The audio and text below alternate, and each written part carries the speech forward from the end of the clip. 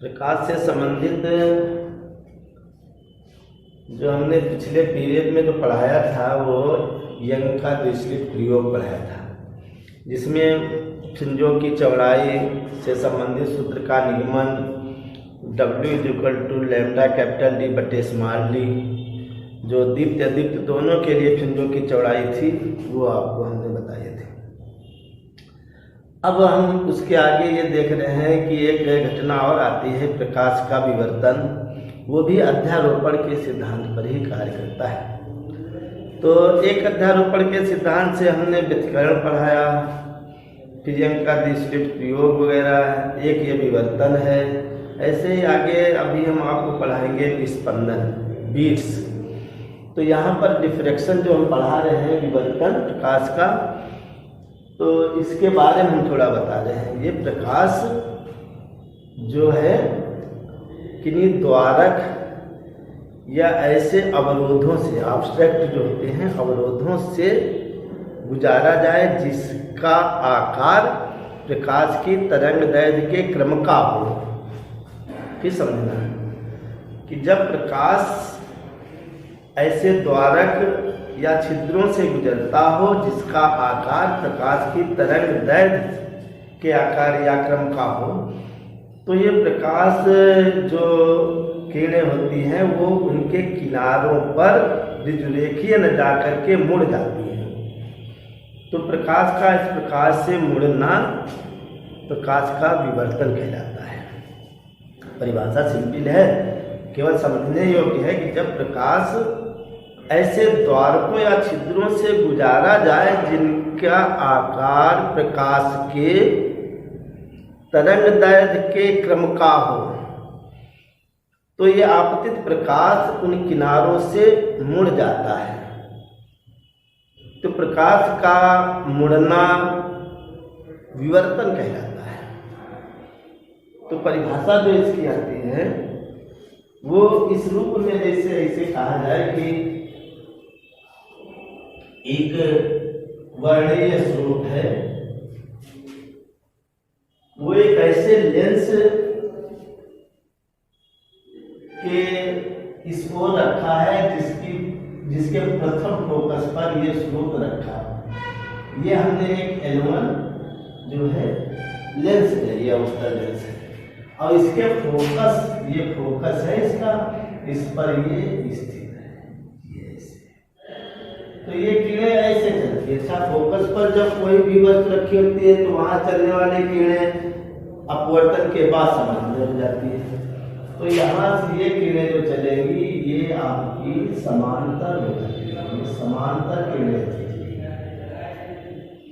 और उनसे कुछ दूरी पर एक हमने अवरोध छिद्र बनाया, ये आपका ऐसे है, ये ऐसे इस आकार का ऐसे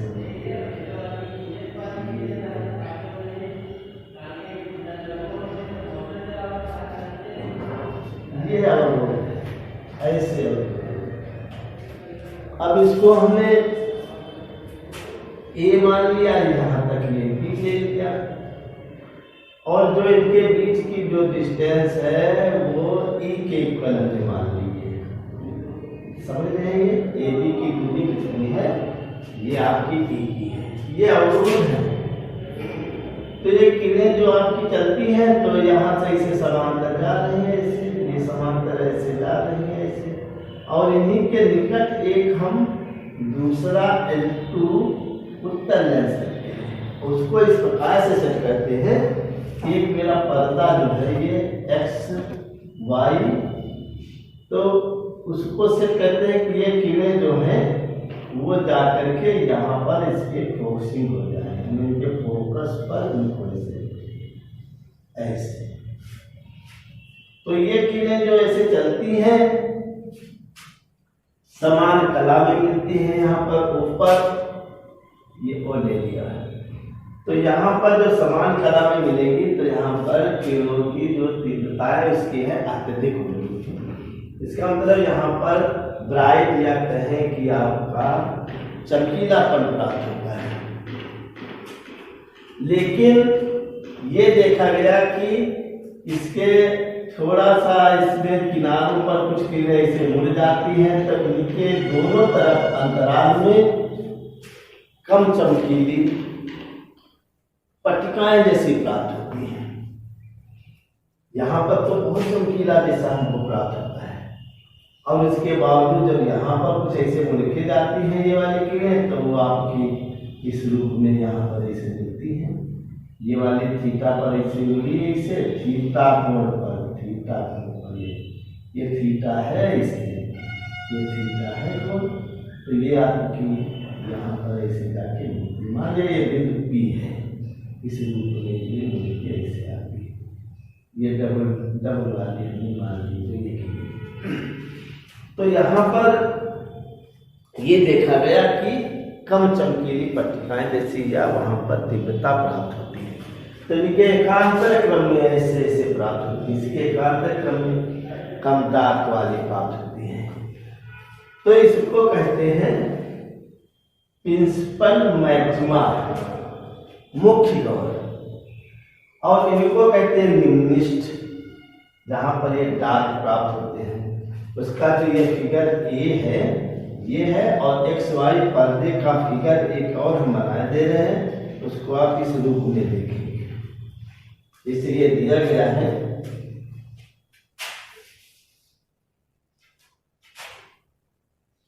ऐसे, तो इन पर यहां से ये आपका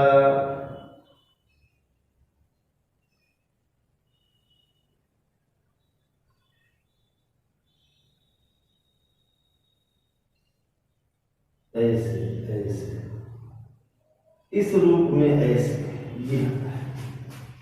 अब यहाँ पर जो दिया गया है इसका तीव्रता इतनी ज्यादा ऐसे प्राप्त है, और इसके क्रम में यहाँ पर निम्निष्ठ, लेकिन इनके मध्य में जो निम्निष्ठ प्राप्त होते हैं उनके मध्य में भी थोड़ा सा प्रकाश पहुंच जाता है, तो वहां पर उनकी तीव्रता अधिक हो जाती है। तो उसको हम कहते हैं गौड़ उच्चिष्ट। कहने मतलब तीव्रता तो एकदम कम हो गई, ऐसे करके ये, और फिर ऐसे करके ये आपके ऐसे, फिर और कम हो गई इस रूप में ऐसे, फिर और कम हो गई, ये स्टाइल देखेंगे। यहाँ पर इतना ज्यादा तीव्रता प्रकाश किया, उसके बाद में फिर बहुत ही कम हो जाती है। दोनों तरफ आप ऐसे बनाएंगे, दोनों तरफ ऐसे, दोनों तरफ ऐसे, दोनों तरफ ऐसे, ये वाली ये। तो इस रूप में होते हैं, इनको कहते हैं मुख्य, मुख्य या प्रिंसिपल गौड़ मैक्सिमा, या मुख्य उच्चिष्ट लिख ले इसे, उच्चिष्ट, ये उच्चिष्ट, ये आपका गौड़ उच्चिष्ट कहा जाता है। गौड़ के मतलब सेकेंडरी, गौड़ सेकेंडरी उच्चिष्ट, उच्चिष्ट ये है गौड़, गौड़ उच्चिष्ट ये आपका सेकेंडरी उच्चिष्ट ये है। और ये जो आपके हैं ये और ये वाले ये निम्निष्ठ कहे जाते हैं, निम्निष्ठ, निम्निष्ठ, ये निम्निष्ठ है, ये वाले ये निम्निष्ठ है, और वो गौड़ उच्चिष्ट, ये मुख्य उच्चिष्ट। तो इस प्रकार से ये आपका जो फिगर है इसी का बनता है। अब इनकी जैसे रचना कर दी जाती है, तो माना जो आपका AB है तो उसको हमने E के रूप में मान लिया है, AB जो है ये E के रूप में हो गया।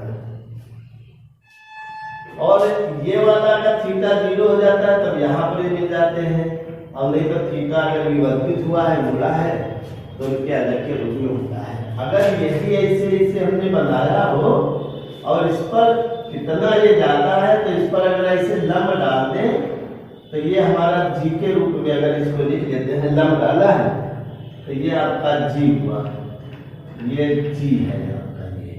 तो बीजी जो है ये उन दोनों में पथांतर है, जो विवर्तित किरणें गई जा रही हैं इनमें ये पथांतर है।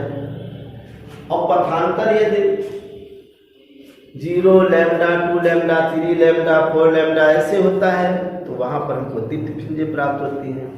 और मान लिया कि उनके lambda by 2 3 lambda by 2 5 lambda by 2 विषम के रूप में होता है, तो वहां पर अदीप्त वाली होती है, जिनको हम निम्निष्ट बोलते हैं। तो कहने मतलब अगर हम जितना ये मुड़ा है उतना इसको थीटा के रूप में ये भी होता है, जितना भाई मुड़ा होगा जब ये इस पर आ जाएगा तो ये वाला इस पर आ जाएगा। तो ये थीटा जो त्रिभुज दे रखा है, त्रिभुज ए बी जी से, इसमें साइन थीटा हम निकाले तो साइन थीटा इक्वल टू लंब B G upon A B, तो ये आपका बी। और बी जी बराबर कितना हुआ, B G equal to A B sine theta, A B sine theta. और ए बी बराबर दिया गया हमारा ई, तो ये आपका हुआ ई साइन थीटा, ई साइन थीटा। तो पहले निम्निष्ट के लिए ये जो दिया गया है, इसके लिए यहाँ से यहाँ तक की ये आपके लिए इस प्रकार से हुआ है। इसको हम ऐसे लिख सकते हैं, ई साइन थीटा इक्वल टू बीजी का मान प्लस माइनस एम लैम्डा, ये हुआ प्लस माइनस एम लैम्डा। अब आप समझेंगे ये प्लस माइनस एम लैम्डा है। अब इसको हम साइन थीटा के रूप में लिखें या ई बराबर लिखें, जिससे हम पहला कितना हुआ रखे, तो ये चीजें आपकी यहाँ पर ई साइन थीटा बराबर एम बीजी का जो पथांतर है वो लैम्डा 2 लैम्डा इसे करते चले जाएंगे, जहाँ एम इक्वल टू आपका एम इक्वल टू 1 2 3 डाट ऐसे करते चले जाएंगे। तो ये चीजें आपकी यहाँ पर इस रूप में इसे हमको प्राप्त होती है, तो इनकी वैल्यू इस रूप में लिख लेते हैं। अब जैसे मान लिया कि इसको कई भागों में इसको हमने बांट दिया हो, कहा जाता है कि इनका जो मध्य भाग है इसको इन खंडों में विभक्त कर दिया जाए, तो इसका मध्य वाले का अगर लेने की कोशिश करेंगे इसके मध्य में, तो लैम्डा 2y पथांतर के हो जाएगा। अगर ये सी है तो यहाँ से इसको करेंगे तो ये वाला लैम्डा के रूप में मान लिया कि पहला वाला, तो वो आपका लैम्डा बाई 2 के रूप में हो जाएगा। तो लैम्डा बाई 2 भी यहाँ पर लिखा जा सकता है। अगर ए बी के बीच में n खंड हमने मान लिए हो, तो n खंडों में से अगर मध्य वाला c यहाँ पर पॉइंट ले लेंगे c, तो c के लिए ये लैम्डा है, तो ये c वाला और ये करेंगे बीच में, ये लैम्डा बाई 2 के बीच में पथांतर हो जाएगा। तो कहा जाता है कि यहाँ पर लैम्डा जो आता है लैम्डा बाई 2 वो इनके बीच की डिस्टेंस के रूप में आता है। किताब में भी कई बार ऐसे दे देते हैं कि उसको हमने जिन भागों में बांट दिया गया और बांट के फिर उसको लैम्डा बाई 2 के रूप में लिख देते हैं। तो ये सब चीजें इसी में आपके आ जाती हैं कि उनको हमने कई भागों में इनको बांट दिया है। तो प्रथम निम्निष्ट के लिए इस रूप में ऐसे इनको एडजस्ट कर देते हैं। तो ये चीजें इस साइन थीटा और प्लस माइनस एम लैम्डा के एमिशन पर भी बना लेते हैं। अब जैसे ये वाला दिया गया है यहाँ पर, तो पहला निम्निष्ट अगर देखेंगे तो साइन थीटा जो थीटा है वो अति अल्प हो, छोटा सा। तो theta equal to e theta equal to plus minus m lambda के हुआ। तो थीटा बराबर कितना हुआ जाके plus minus m lambda by e के रूप में। तो थीटा के लिए उच्चिष्ट के लिए अगर लिखे मुख्य उच्चिष्ट के लिए, मुख्य उच्चिष्ट के लिए अगर लिखते हैं तो यहाँ पर m बराबर आपका 0 हुआ, m बराबर 0 या थीटा बराबर 0 के रूप में इसे लिखेंगे। और प्रथम निम्नलिखित के लिए थीटा बराबर लिखेंगे तो आपके यहाँ पर लैम्डा प्लस माइनस लैम्डा बटे ई, तो ये लैम्डा बटे ई के रूप में हुआ, यानी यहाँ पर ये लैम्डा बटे ई हुआ, ये माइनस में लैम्डा बटे ई हुआ। अगला लिखेंगे तो 2 प्रथम द्वितीय के लिए लिखेंगे तो m बराबर हम यहाँ पर प्रथम के लिए लिखेंगे तो m बराबर 1 ये और m बराबर 2 कर देंगे तो यह थीटा बराबर आपका प्लस माइनस 2 लैम्डा बटे ई के रूप में, अर्थात 2 लैम्डा बटे ई, तो ये 2 लैम्डा बटे ई। तो आप समझ सकेंगे कि ये इस प्रकार से इनके बीच में लैम्डा ही ऐसे चला आता है। तो ये आपका यहाँ पर इसे पूछा जाता है, इसी से संबंधित क्वेश्चन भी पूछ दिए जाते हैं। इनकी जो एक हेडिंग और आती है तो उसको कहते हैं कि यहाँ पर हेडिंग के लिए कि हमको केंद्रीय उच्चिष्ट की चौड़ाई, केंद्रीय उच्चिष्ट की चौड़ाई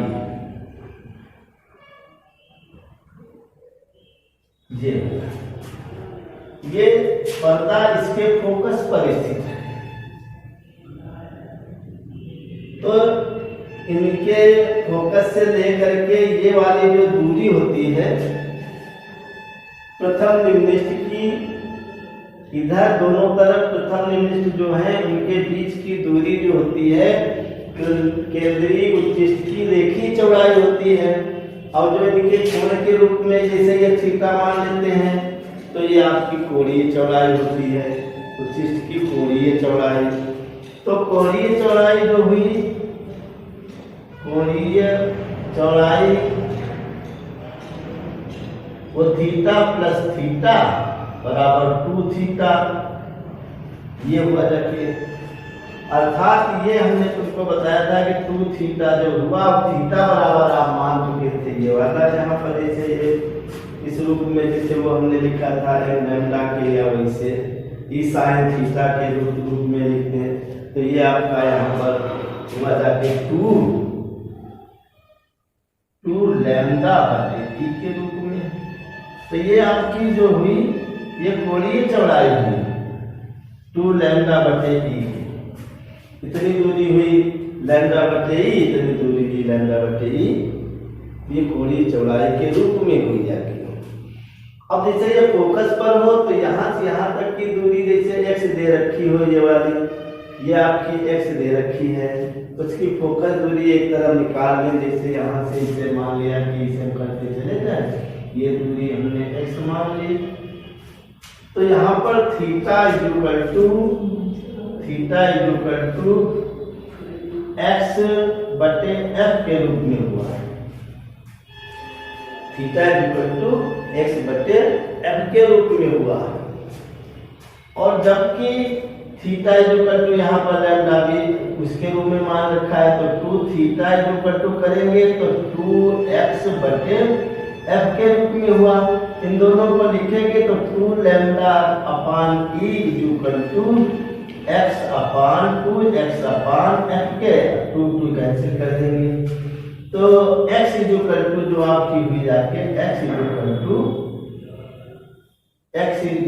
करेंगे तो लैम्डा f अपान ई के रूप में हुआ है, लैम्डा f अपान ई क्या है, क्षेत्र की चौड़ाई है, f क्या है इसकी फोकस दूरी है, और लैम्डा जो यहाँ से प्रकाश को एक वर्णीय प्रकाश जो स्रोत है इसकी तरंगदैर्घ्य है लैम्डा के रूप में। और जबकि इनकी रेखीय केंद्रीय उच्चिष्ट की रेखीय